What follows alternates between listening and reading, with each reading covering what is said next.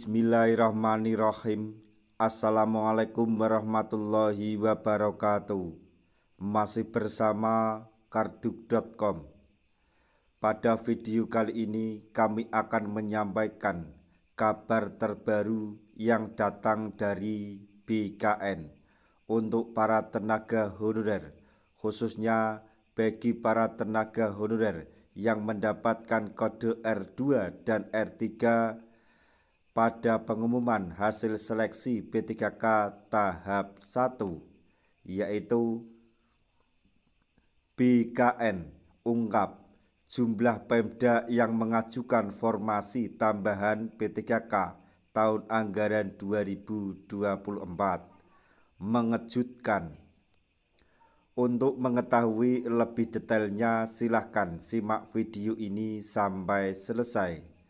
Tapi sebelum kami lanjutkan, bagi rekan-rekan yang baru menemukan channel ini, tekan like dan subscribe-nya, dan juga tekan lonceng notifikasinya supaya nanti bisa mengetahui informasi terbaru terkait dengan seleksi P3K dan pengangkatan tenaga honorer menjadi ASN tahun 2024-2025.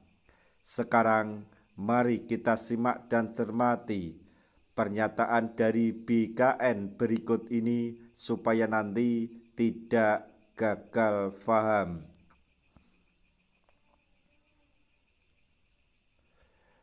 Badan Kepegawaian Negara atau BKN mengungkapkan jumlah Pemda yang mengajukan formasi tambahan pada seleksi P3K tahun anggaran 2024. Menurut Kepala Pusat Perencanaan Kebutuhan ASN BKN Muhammad Ridwan, per 20 Januari 2025 baru 2 Pemda yang mengajukan formasi tambahan P3K 2024 untuk tahap 1, yaitu maksudnya Kota Surabaya dan Kabupaten Konawe Selatan.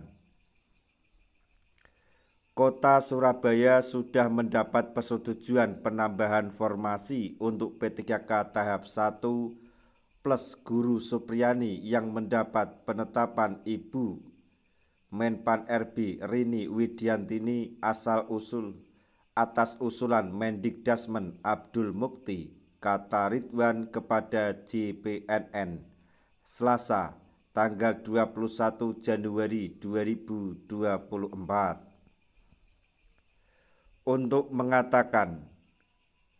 pengangkatan Guru Supriyani menjadi P3K penuh waktu di tahap 1 ini. Lanjutnya BKN memastikan pengolahannya lancar dengan fakta hanya 2 instansi Pemda yang mengajukan usulan formasi tambahan P3K 2024 untuk penuh waktu. Lanjutnya, setiap instansi pusat maupun Pemda diberikan kewenangan mengusulkan P3K paruh waktu kepada Menpan RB Rini Widiantini. Hal tersebut diatur dalam Menpan RB nomor 15 tahun 2025 dan Menpan RB nomor 16 tahun 2025. Sebelumnya dalam rapat koordinasi penyelesaian penataan tenaga non-ASN di instansi pemerintah daerah pada 8 Januari 2025, Menteri Dalam Negeri Mendagri Tito Karnavian menyampaikan sebanyak 50 daerah mengusulkan formasi P3K 2024 terendah.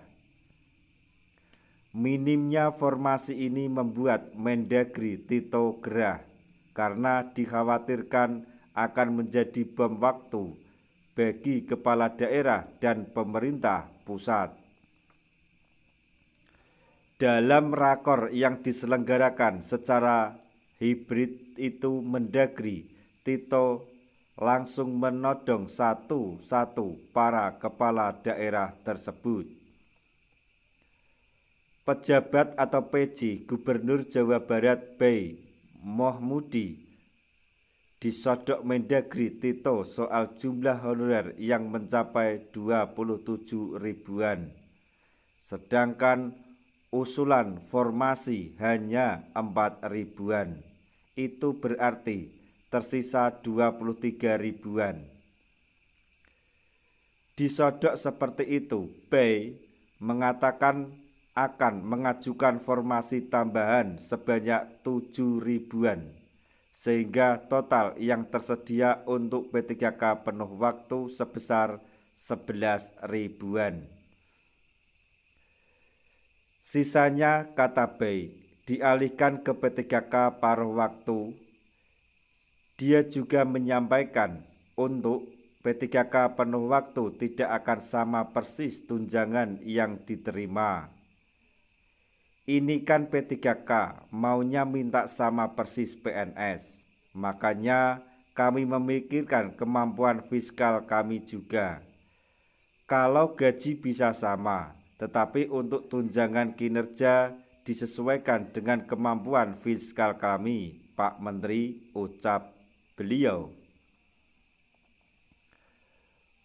Pejabat atau PJ Gubernur Jawa Timur Adi Karyono juga ditanyakan hal serupa. Jatim memiliki honorer 20 ribu, tetapi formasi penuh waktu yang diusulkan hanya 3 ribuan.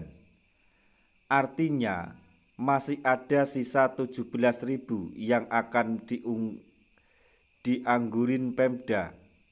Mendagri Tito pun mendesak Jatim untuk mengajukan formasi tambahan lagi.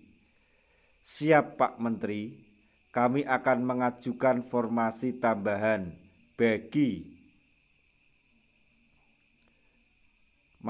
mengajukan formasi tambahan lagi untuk P3K penuh waktu. Sisanya nanti dialihkan ke paruh waktu, ucap Adi Karyono.